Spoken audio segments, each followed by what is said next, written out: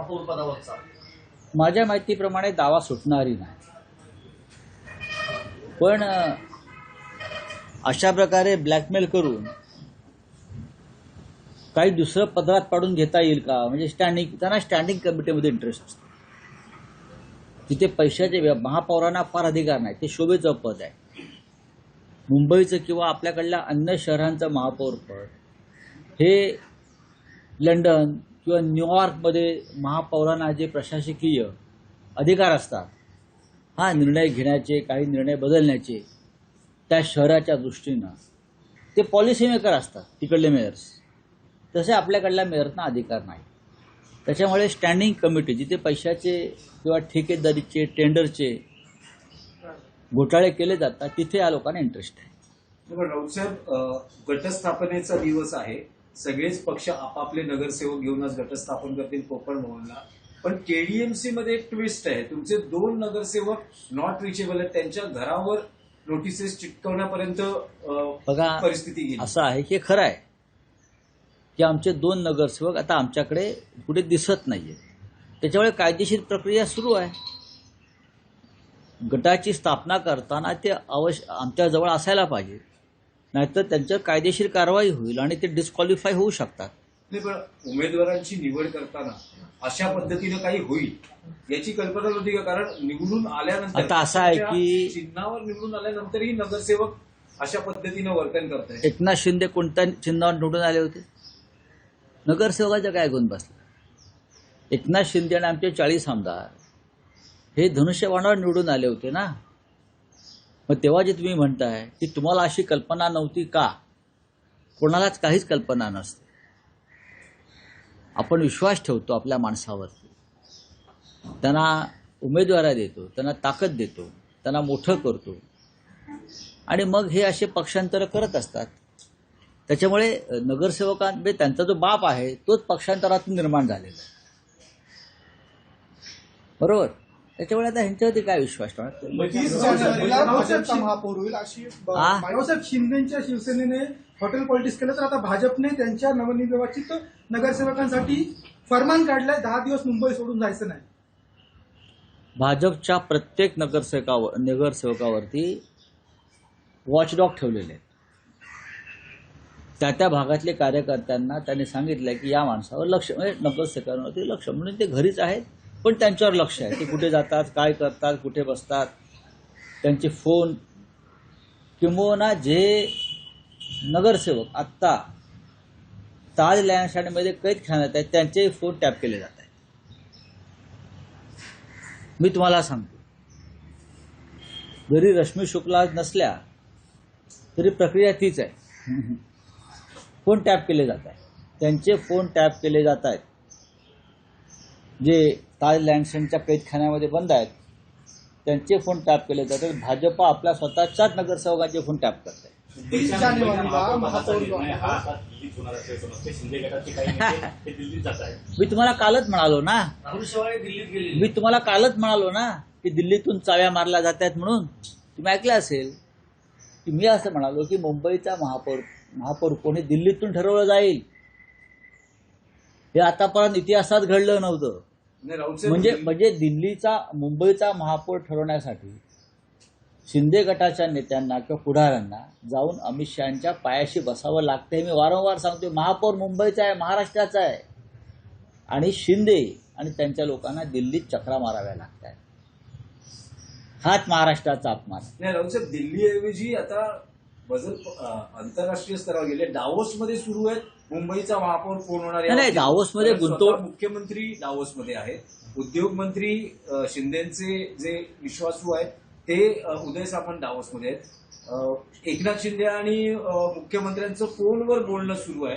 तर कदाचित डावोसमध्ये हा निर्णय होऊ शकतो. असं आहे की डावोसमध्ये गुंतवणुकीवर चर्चा कमी सुरू आहे आणि ते जे उद्योग मंत्री आणि मुख्यमंत्री यांच्यामध्ये मुंबईच्या महापौरावरच चर्चा सुरू असते. त्याच्यामुळे ह्या वेळेला मुंबईत महाराष्ट्रात गुंतवणूक कमी येणार आहे. कागदावरती असली तरी कमी येणार आहे, कारण सगळ्यांची गुंतवणूक ही मुंबई महानगरपालिकेच्या महापौर पदाच्या संदर्भात होते. 30 जानेवारीला भाजपचाच महापौर होते. कुठेतरी शिंदे गटाची जी इच्छा आहे तिला सुरुंग लागतोय.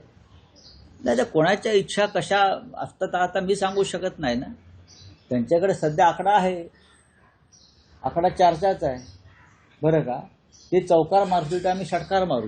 रावसाहेब चंद्रपूरमध्ये भाजप आणि ठाकरेंची सेना ही सत्ता स्थापन करते आणि तिथे ठाकरेंना महापौर पद मिळतंय. तशीच परिस्थिती मुंबईत येऊ शकते. बघा, चंद्रपूरचा विषय अद्याप पूर्ण व्हायचा आहे आणि त्या संदर्भात अंतिम निर्णय झालेला नाही कोणत्याही प्रकारचा.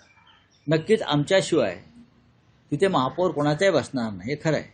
एका बाजूला काँग्रेस आहे, दुसऱ्या बाजूला भारतीय जनता पक्ष आहे.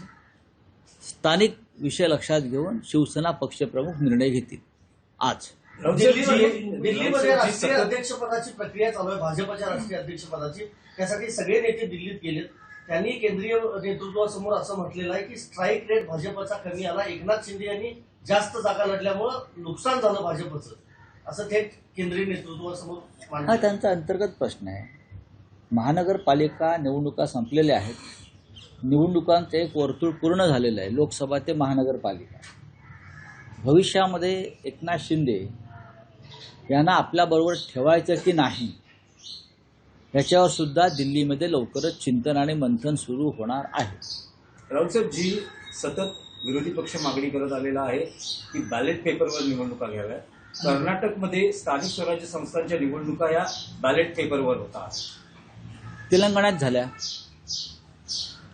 झाल्या स्थानिक स्वराज्य संस्थांच्या निवडणुका बॅलेट पेपरवर झाल्या.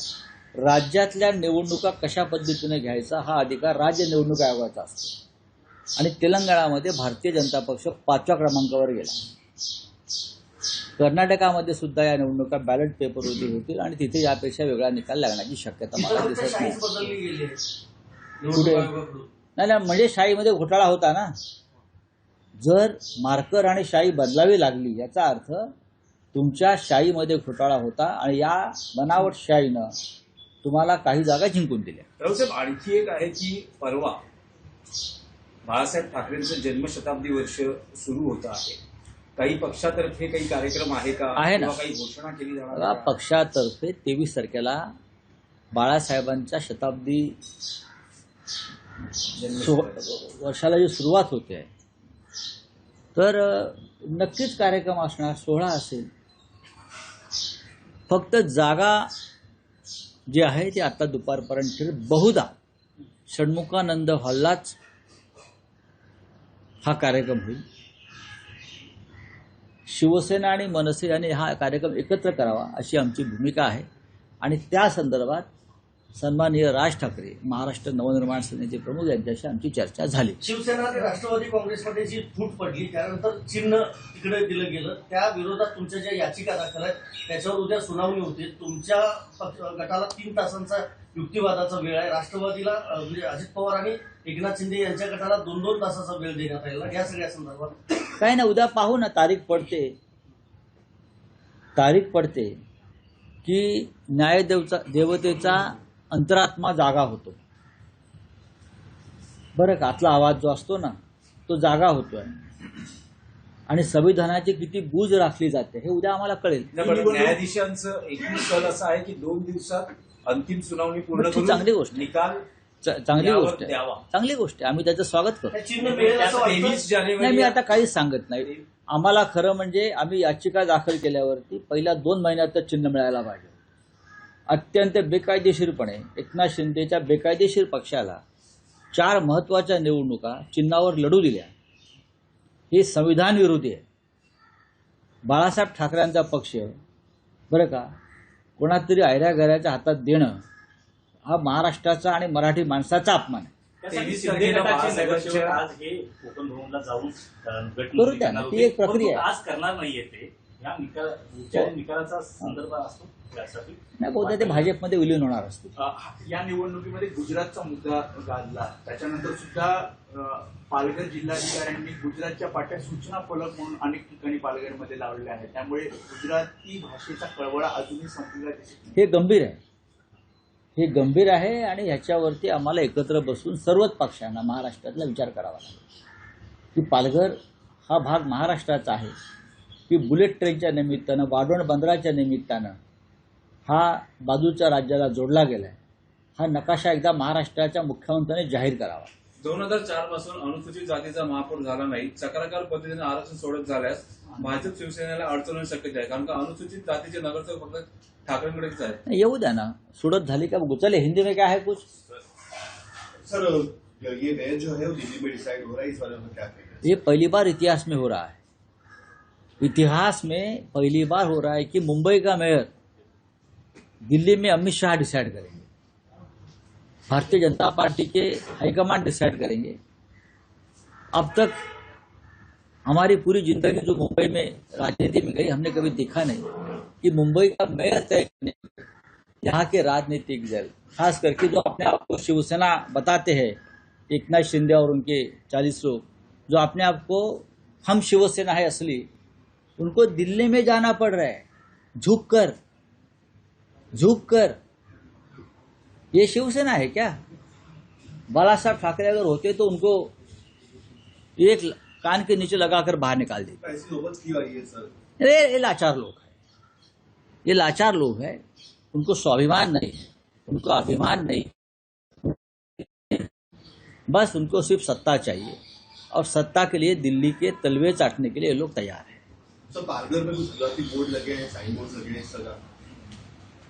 देखिए, गुजराती भाषा को हमारा विरोध नहीं है ना. मुंबई में गुजराती रहते हैं, पूरे महाराष्ट्र में गुजराती रहते हैं. गुजरात में महाराष्ट्रियन लोग, मराठी लोग रहते हैं, बड़ौदा में रहते हैं, सूरत में रहते हैं. अब CR पाटिल जो है वो जलगांव से है. लेकिन क्या ये पॉलिसी बनी है महाराष्ट्र सरकार की? अगर है तो गुजरात में भी मराठी बोर्ड लगा दीजिए ना. ऐसा कुछ नहीं, सभी भाषा राष्ट्रभाषा है. मोहन भागवत जी ने कहा है ना, सभी भाषा राष्ट्रभाषा है. तो मुंबई पालघर की भाषा मराठी है, तो वहां गुजराती बोर्ड क्यों है? जो ठेकेदार अब वाडवण बंदर पोर्ट के लिए आ रहे हैं, उनके लिए लगाई है क्या? चलिए, थैंक यू.